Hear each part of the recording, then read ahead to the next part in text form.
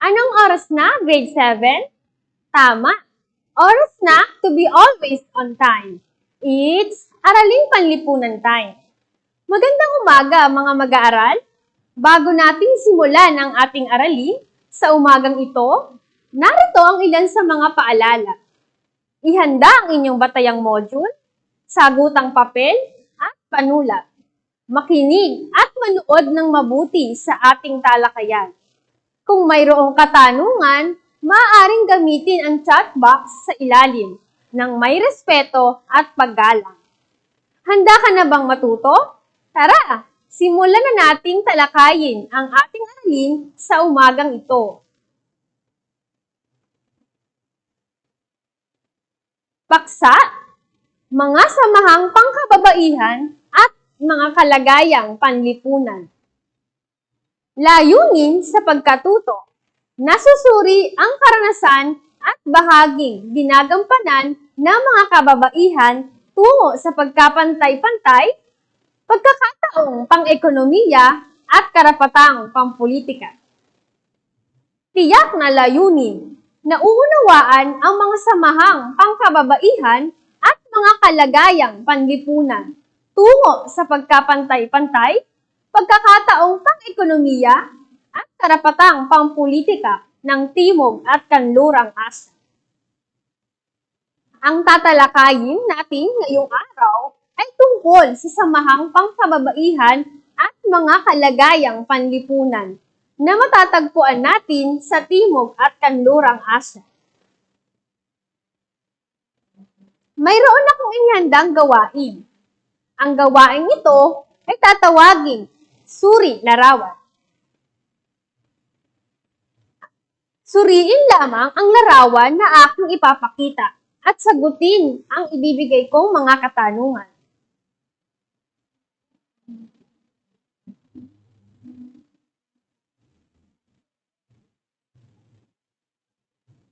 Ano ang mga pinapahiwatig ng mga nasa larawan?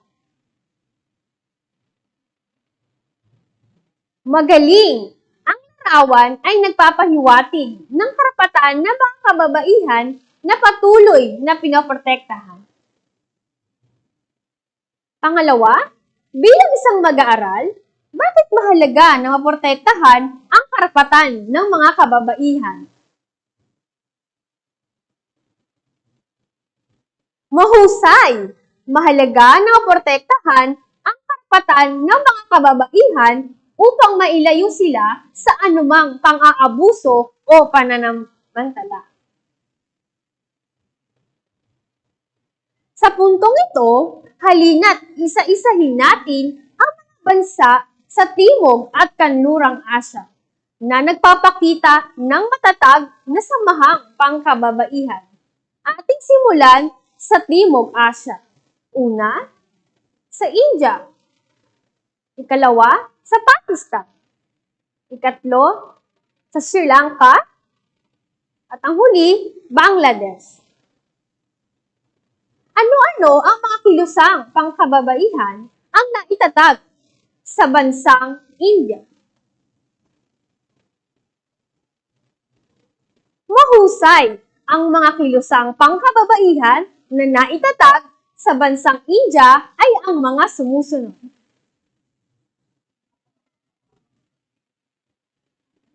Una, Bharat Aslam na pinamumunuan ni Keshav Chandra Sen ng Brahmo Sama.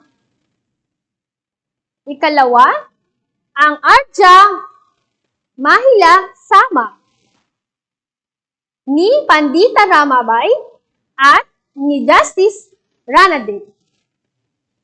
Sunod ay ang Bharat Mahila Parishad ni Ramabai Ranade. Sunod, Anuman-i Kawatin-i Islam ni Amir-un-Nisa. Ang layunin ng mga samahang ito ay upang maisulong ang mga karapatan tungkol sa mga isyu ng edukasyon. Samantala, mas lalong naging maingay ang pagsasapubliko ng mga karapatan ng mga kababaihan sa India nang maganap ang tinawag na All India Women's Conference. Layunin nito ay ang mga sumusunod. Ang opyo, paggawa, batas ukol sa pagpapakasal, at paggawa ng rekonstruksyon ng mga kanayunan. Sa aspeto ng paggawa, binigyang pansin naman ng Indian Factory Act ang hindi makatwirang bilang ng oras ng pagtatrabaho. Samantala, natalakay ng All Indian Coordination Committee ang issue tulad ng mga sumusunod. Una, benepisyo sa pagbubuntis. Ikalawa, pantay na sahod. At ikatlo, mga pasilidad sa daycare center. Nanguna si Sarojini Naidu sa paghimok sa mga kababaihang gumagawa at bumibili ng asin na huwag bayaran ang buwis bilang protesta sa pamahalaang Ingles at sa Women's India Association upang mabigyan ng karapatang bumoto. Kaya't noong 1950, sila ay nabigyang pagkakataong bumoto. Ipinagbawal naman ng Factories Act ng 1948 ang pagtatrabaho sa mga delikadong makinarya. Nagbigay diin ng wastong pasilidad ng pangkalikasan, daycare, at kompulsaryong maternity leave. Ipinagbawal ng Factories Act ng 1948 ang pagtatrabaho sa mga delikadong makinarya. Nagbigay din ng wastong pasilidad na pangkalinisan, daycare, at kompulsaryong maternity leave. Nagtalaga ang Mines Act ng 1952 ng hiwalay na palikuran at ginawang legal ng Hindu Marriage Act ng 1955 ang diborsyo. Naitatag ang kilusang Shahada Sharmik Shantana, Self-Employed Women's Association, United Women's Anti-Price Rice Front, at NAB Nirman na may layunin na tutulan ang karahasan sa tahanan at hindi makatarungang pagtaas ng presyo ng bilihin. Natutunan natin sa ating talakayan na unti-unting nakakamit ng mga kababaihan sa India ang kanilang mga karapatan sa pamamagitan ng mga samahang naitatag dito. Magtungo naman tayo sa bansang Sri Lanka. Alamin natin kung paano naipakita ng bansang Sri Lanka ang pakikipaglaban sa karapatan ng mga kababaihan at ano-anong mga samahan ang naitatag dito. Mayroong malakas na kilusan ng mga kababaihan na nakatulong upang ipagtanggol ang proseso ng demokrasya sa bansa. Ang kababaihan ay nahirang sa mataas na posisyon sa pamahalaan. Ang mga samahang itinatag ng kababaihan ay ang mga sumusunod. Una, United Front for Women's Rights o UFWR. Pangalawa, Women's Front. Ikatlo, Aura at Shirkat Ghat na sa kalaunan ay naging instrumento sa pagkakaroon ng Women's Action Forum. Ano ang mga nagawa ng mga samang ito upang makamit ang karapatan ng mga kababaihan sa Sri Lanka? Dahil sa impluwensya ng WAF, ang Sindhian Party, isang partido politikal sa SIM, ay nagtagumpay sa kanilang kampanya laban sa maagang pag-aasawa o child marriage at poligamya. Gayon din ang karapatan ng kababaihan sa pagpili at pagpayag sa mapapangasawa.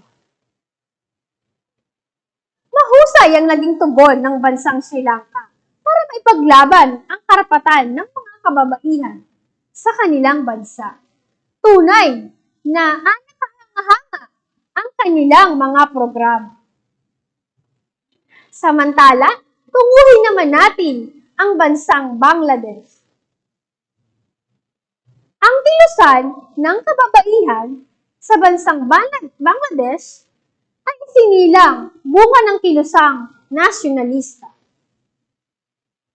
Noong 1970, ang Mahila Parishad ay itinatag na itinuturing na pinakamalaking samahan ng kababaihan sa bansa. Naimpluwensyahan nito ang mga pulisiya kabilang ang kampanya na sumuporta sa pagsasabatas ng pagbabawal ng pagbibigay ng dote at ratifikasyon ng CEDAW o Convention on the Elimination of All Forms of Discrimination Against Women.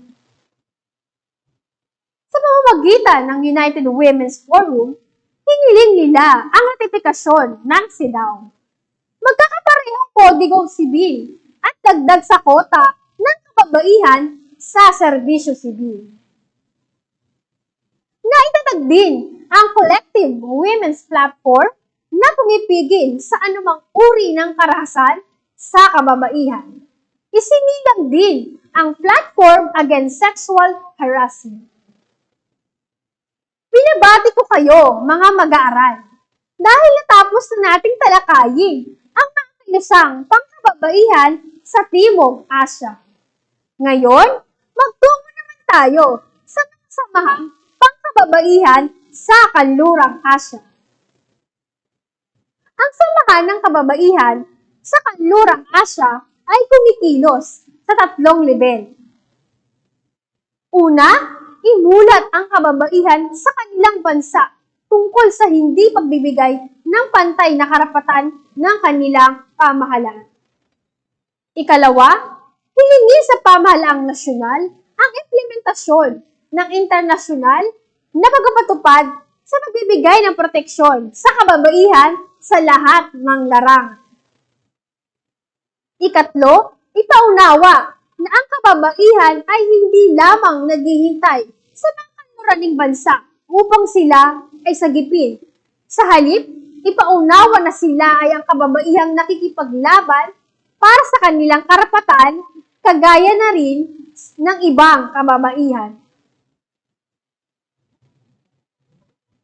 Ang kababaihan sa Bahrain, Oman at Qatar ay nagtagumpay na magkaroon ng karapatang bumoto.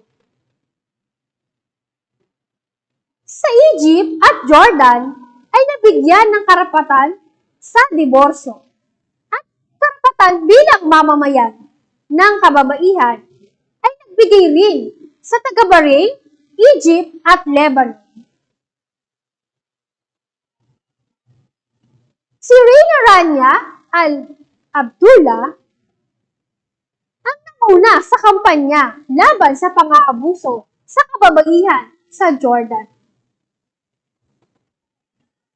Si Susan Mubarak naman sa Egypt, pinamunuan niya ang National Council on Women sa kampanya na baguhin ang batas, pampamilya at babawal sa pagkapon sa mga kababaihan.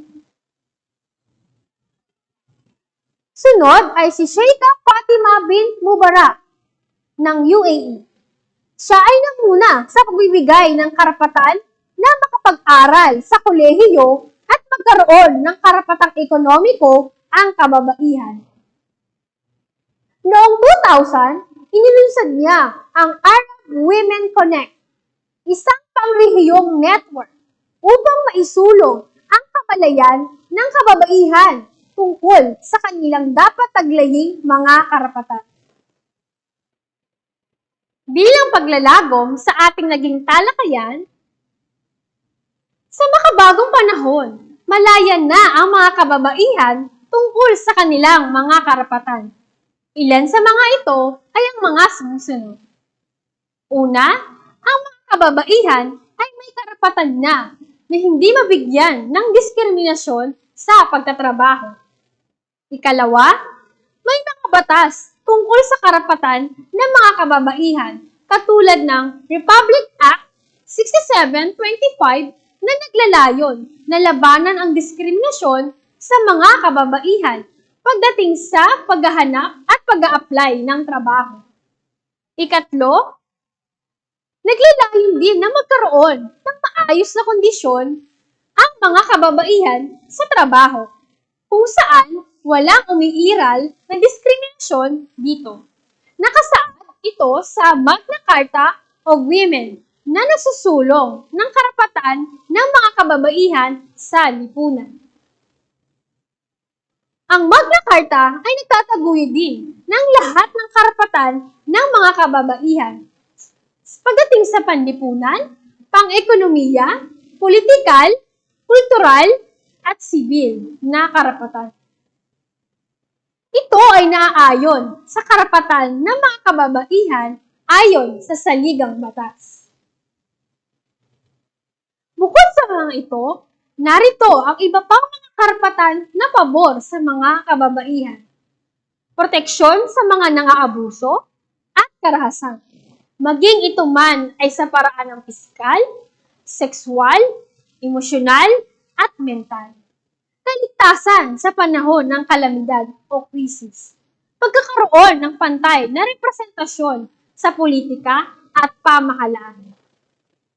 Pagkakataong magkapit ng edukasyon, nakapantay na mga kalalakihan, at komprehensibong serbisyong pangkalusugan, maging pagkakaroon ng maternity leave at iba pa. Binabati ko kayo, mga mag-aaral. Tiyak na marami kayong natutunan sa araw na ito tungkol sa karapatan ng mga kababaihan sa Timog at Kanlurang Asya. Bilang panghuli, narito ang inyong maikling gawain. Tukuyin niyo lamang kung tama o mali ang mga sumusunod na pahayag. Sa unang pahayag, ang Bharat Aslam ni Keshav Chandra Sen ng Brahmo Sama ay isa sa mga samahang pangkababaihan sa India. Tama o mali?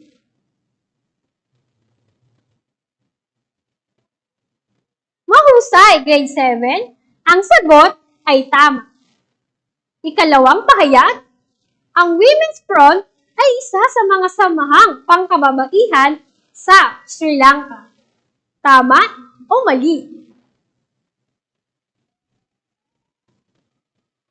Magaling, grade 7. Ang sagot ay tama.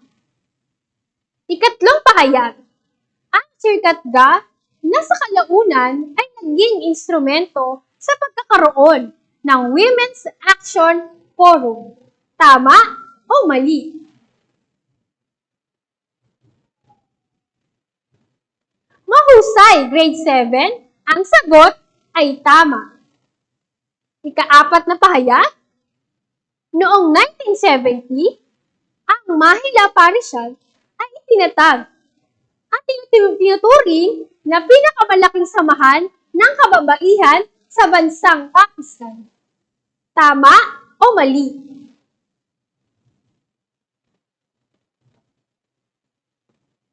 Magaling, grade 7. Ang sagot ay tama.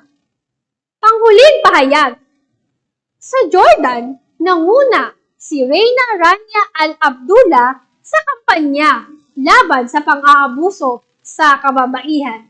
Tama o mali?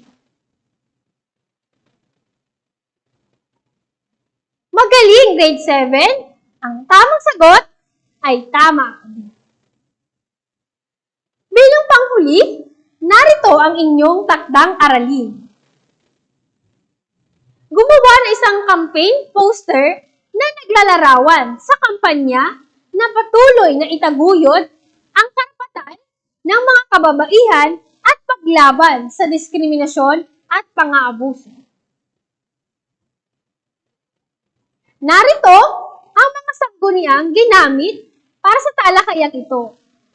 Module sa kasaysayan ng Asya, www.google.com. Bago ako magpaalam, nais kong iwan sa inyo ang paalalang ito. Sa SDO Valenzuela, we advocate Project Watch. We advocate time, consciousness, and honesty. Ang edukasyon ang pinakamainam na puhunan upang masiguradong may patutunguhan. Muli, ako po si Binibining Arling Tigol Matico ng Paso de Blas National High School, ang naging guro ninyo sa Araling Panlipunan 7. Paalam at hanggang sa muli!